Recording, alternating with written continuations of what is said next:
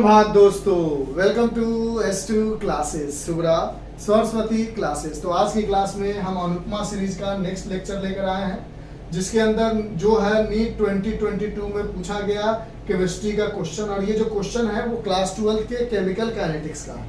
इस क्वेश्चन को बताने से पहले कुछ बेसिक चीजें हम आपको जल्दी जल्दी में समझा देते हैं, ताकि आपको प्रॉब्लम ना हो इस क्वेश्चन को बनाने के रिगार्डिंग। और यहाँ पर फर्स्ट ऑर्डर दिया हुआ है, अगर 0 भी दे दे, सेकेंड भी दे दे, फोर्थ ऑर्डर भी दे दे, कोई भी ऑर्डर दे दे तो आपको प्रॉब्लम ना हो। सबसे पहले अगर मान लो आपके पास लिखा हुआ है 2a + 3b gives 4c + 5d।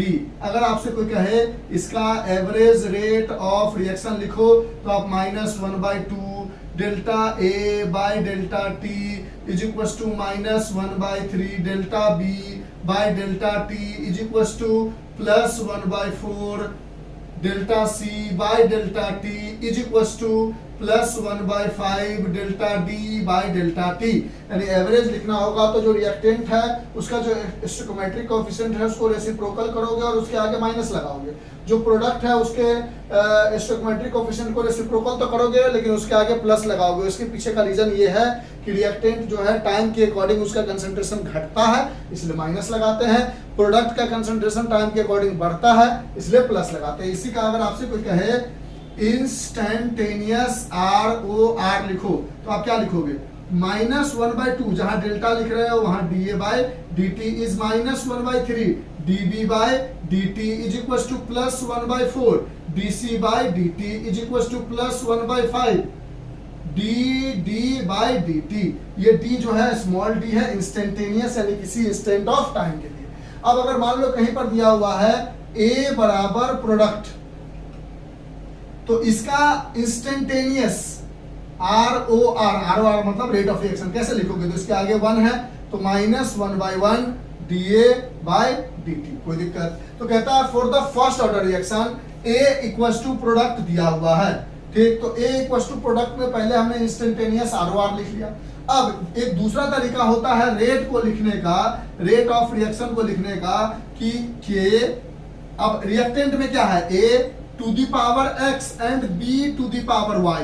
और x और y जो होता है वो हमें एक्सपेरिमेंट से मिलता है, न कि स्टोइकोमेट्रिक कोएफिशिएंट से। समझो क्या कहना चाह रहे हैं। जब भी आप एवरेज और इंस्टेंटेनियस ROR लिखोगे तो ये डायरेक्ट उसके स्टोइकोमेट्रिक कोएफिशिएंट को रेसिप्रोकल करोगे, रिएक्टेंट है तो माइनस लगाओगे, प्रोडक्ट है तो प्लस लगाओगे।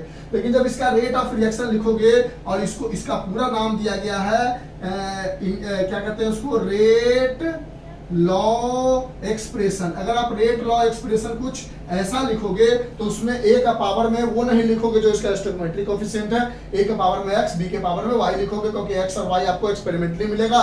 k जो होता है वो रेट कांस्टेंट होता है। तो इस तरह से अगर इसका रेट ऑफ रिएक्शन लिखोगे तो क्या लिखोगे? k, और a के पावर में x नहीं 1 लिखोगे, क्योंकि क्वेश्चन में दिया गया है एक्सपेरिमेंट करके कि ये फर्स्ट ऑर्डर का रिएक्शन है। अगर सेकेंड होता तो a का पावर 2, 0 होता तो a का पावर 0। अब इन दोनों को इक्वेट करोगे तो -1/1 dA/dt is equal to K A to the power 1। यहाँ से आपको मिल जाएगा -1/1 dA/dt is equal to K A को इधर लेके जाओगे, dt को उधर लेके आओगे तो क्या आ जाएगा? dA/A is equal to -K dt।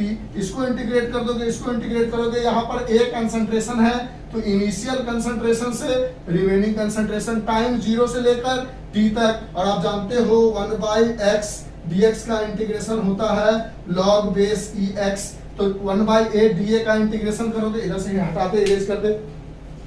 देखो कोई भी चीज हम आपको बताते हैं तो उसमें चाहते हैं कि आपको एक इनडायरेक्टली एक बार चैप्टर का भी रिवीजन हो जाए, क्वेश्चन बनाने के लिए सॉल्यूशन तो आपको कहीं से भी मिल ही जाएगा जहां भी खोजोगे, ठीक है। तो यहां से आप करोगे dA/A का इंटीग्रेशन हो जाएगा log बेस EA, कहां से कहां तक?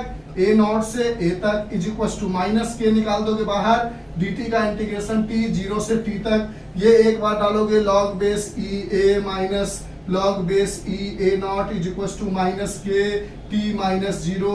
यहाँ से जानते हो जब चीज log A minus log B हो जाता है log A upon log B, तो A upon A not is equal to minus के t minus zero is t हो जाएगा। यहाँ से आप जानते हो कि जब भी आप लॉग बेस ई एक्स को लॉग बेस 10x में चेंज करते हो तो 2.303 से मल्टीप्लाई करते हो, तो इसको भी करोगे 2.303 log base 10 A upon A not is equal to minus के टी हो जाएगा। यहाँ से आप चाहोगे तो लिख सकते हो t इज इक्वल टू, ये पूरा माइनस के को इधर लेकर आओ, तो minus 2.303 upon k log base 10 A upon A not, और ये हो गया time period for first order reaction.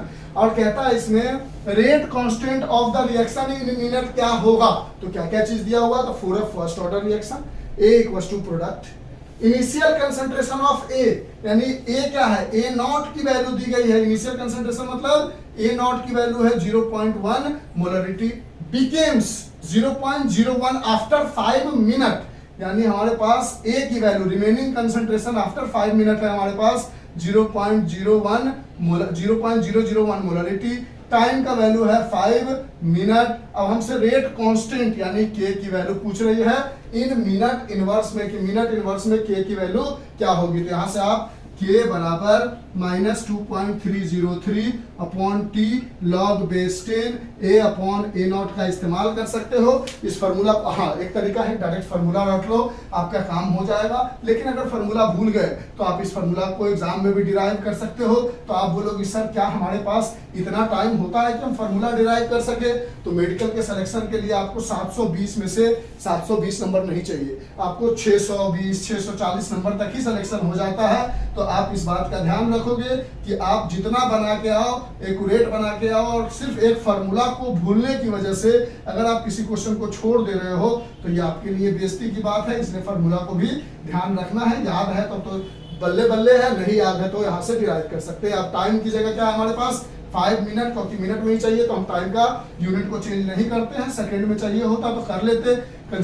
Log base 10 concentration of ए है हमारे पास 0.001 upon concentration of A not है हमारे पास 0.1, यहाँ से डेसिमल हटाया तो यहाँ ऊपर में 10, यहाँ से डेसिमल हटाया तो नीचे में 1 2 3 जीरो, ये जीरो ने इस जीरो को काट दिया तो हमारे पास के बराबर आ गया माइनस 2.303 अपॉन 5 लॉग बेस 10, और यहाँ पर कितना बच गया, ये बच गया 1, ऊपर में तो 1 बचा और नीचे में 100 बच गया। 100 को लिख सकते हो 10 टू द पावर 2, और उसको ऊपर ले जाओगे तो के बराबर minus 2.303 upon 5 log base 10 to the power -2 हो जाएगा, -2 बाहर आ जाएगा तो के बराबर माइनस 2.303 अपॉन 5 इंटू -2 बाहर आ जाएगा और लॉग बेस 10 बच जाएगा। लॉग की कहानी आप जानते हैं नहीं जानते हैं तो छोटा सा एकदम 10-15 मिनट का वीडियो बनाया, बोलोगे तो डिस्क्रिप्शन में डाल देंगे, यहाँ से के की वैल्यू निकाल लो तो ये माइनस इस माइनस को काट देगा तो के बराबर 2.303 इंटू 2 अपॉन 5 आ गया तो के की वैल्यू यहाँ से आप इसको मल्टीप्लाई करोगे तो 3 2 जा 6 0 3 2 जा 6 2 2 जा 4 अपॉन 5, इसको काटोगे तो 5 9 जा 45, 1 is the carry 5 2 जा 10, 1 is the carry 5 1 जा 5 5 2 जा 10, डेसिमल आफ्टर 1 2 3 डेसिमल यहाँ है तो के बराबर लगभग 0.9212 आ गया। 0.9212 is the second option and second option is the correct for the value of rate constant k। तो इस तरह से हमने आपको फार्मूला भी डिराइव करके दिखाया, डायरेक्ट फार्मूला याद होता तो आप सिर्फ इतने देर में काम को कर सकते हैं। तो आज के लिए इतना ही, bye, have a nice day. समझ आया तो बताइए, कंफ्यूजन है फिर भी बताइए, bye, thank you sir, okay.